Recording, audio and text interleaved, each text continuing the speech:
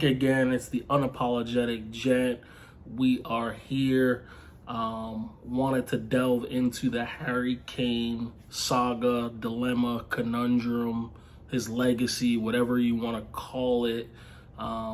Many people have talked about it. Will he stay at Tottenham? Will he leave? Will he stay in England? Will he go to Real Madrid? Will he go to Bayern Munich? Will he go to PSG? Those are probably the only teams outside of England that could afford him. In England, apart from Manchester United, where does he go? Does he stay at Tottenham? I don't believe that they would ever sell him to Chelsea. Seems like Daniel Levy's asking for an outrageous rate for, a man who's 29, about to be 30, and has 1 year left on his deal. Hearing up to 120, 150 million. So looking unlikely that he's gonna go to Manchester United. And I think a lot of people are understating lifestyle and your family. I think people are just washing that to the side when we know in practice, me having a wife and children as well, it doesn't really go like that. Even though I don't subscribe to the happy wife, happy life philosophy, obviously he's going to put his wife and his children in consideration for what he does. I'm sure they're pretty settled in London. I believe he is from London, grew up an Arsenal fan, and I'm sure his family are very happy where they are. So you have to take that into account, uprooting your family. We've seen athletes uproot their families and it not go so well. So I think Nikola Jokic just came out and said, obviously, after he just won the championship and the Finals MVP, basketball is not my number one priority. My family is.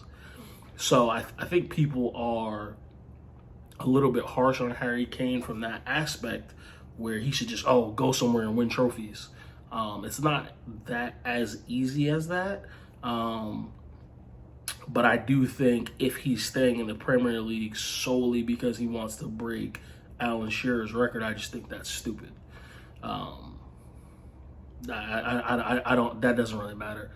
You go win a couple of Champions Leagues and score 100, 150 goals at Real Madrid. That league record doesn't really matter. It's really the only thing Alan Shearer is known for. So, from my perspective, that wouldn't be the reason why I would stay in the Premier League or stay at Tottenham. But obviously, if I was him personally, I would stay at Tottenham this year and would definitely leave next year.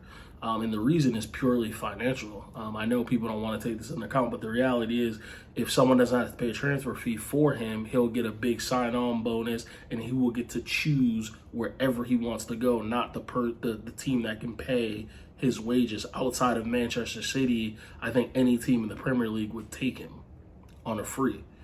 So even maybe Pep would probably take him on a free as well. Who knows? Because he drops deep, could play in the 10 if needed. So he'd have his pick of the litter, so to speak, if he did stay at Tottenham.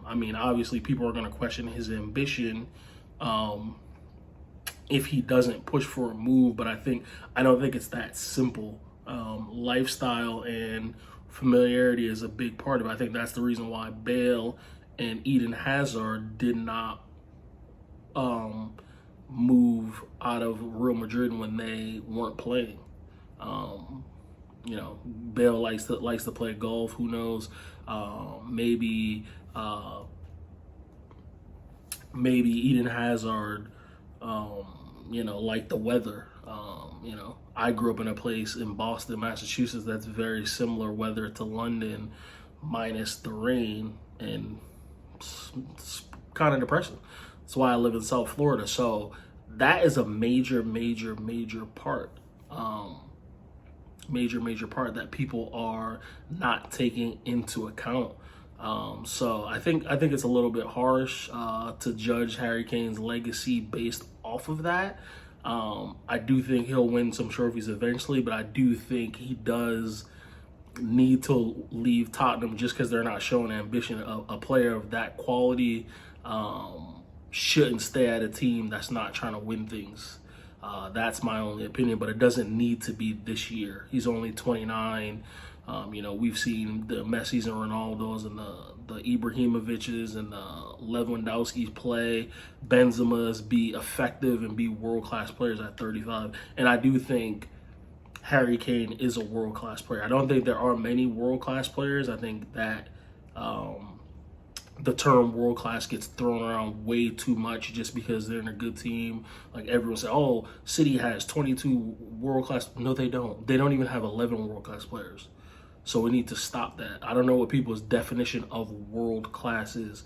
For me, it's your talent level has to be at a certain level. Then you have to have a consistency in your position to what you're doing, whether that's scoring goals, creating goals, stopping goals, saving goals, and then your application on the pitch also. All three of those things have to be over a period of consistency for me to consider you world-class. People that are saying Bukayo Saka is world-class after having 1.5 good seasons, crazy to me. People saying Jack Grealish is world-class. No, he's not. No, he's not. He don't have world-class numbers. He has world-class talent, but the numbers in the application haven't been to the consistency level standard. They haven't. So to throw, oh, he's world-class, this person, no, they're not. Marcus Rashford is not world-class. He's not. In Manchester United, you have Casemiro, who showed it at a level as being one of the 2 or 3 best defensive midfielders in the world over the last 5 or 6 years, with the trophies to match, with the application to match. And I think Varane in his younger days, maybe before he became United, maybe, his first maybe 5 or 6 years at Real Madrid was putting in world-class performances and was at a level of consistency where he was one of the best center backs in the world. And you see when he's healthy, he gets back to that level. But there's not many world-class players. Even though I don't like Mohamed Salah, the way he looks on my eyes, they hurt me.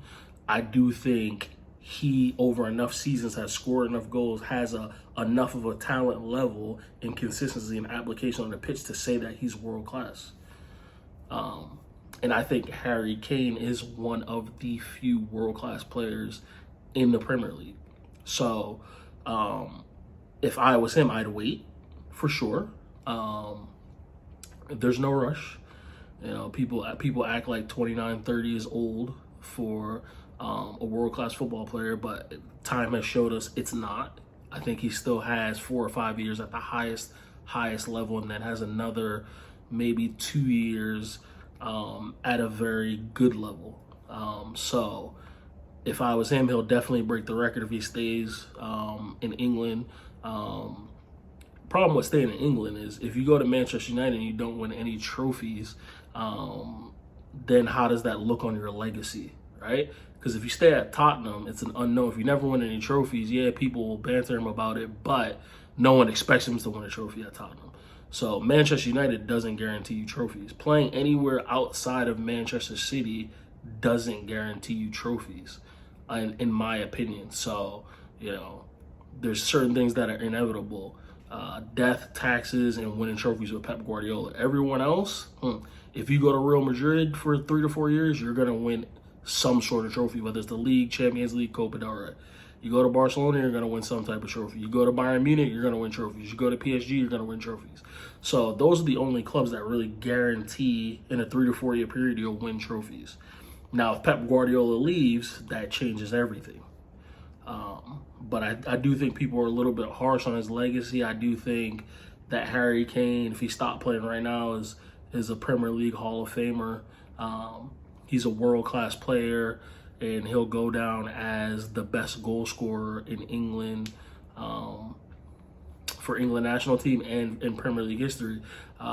Debate whether he's the best English player of all time. I don't think he is. I think there's some other English players that were better than him, that didn't score as many goals, but I think he's a top elite footballer. World class at the highest level, improves any team. I think if he does go to Manchester United, I think they run Pep and Man City really close. And it looks like the Qataris are coming in. If Kane goes to Manchester United, he's going to do a madness. So it'll be interesting to see, man. You know, the transfer window just opened, so we'll see. I doubt he'll leave. I doubt people will pay that money for a guy who has 1 year left on his deal, but it's going to be interesting. You know, put some respect on Harry Kane's name for sure. It's the unapologetic gent. Please like, share, and subscribe, and I'll keep coming back to you with more and more content. I'm out.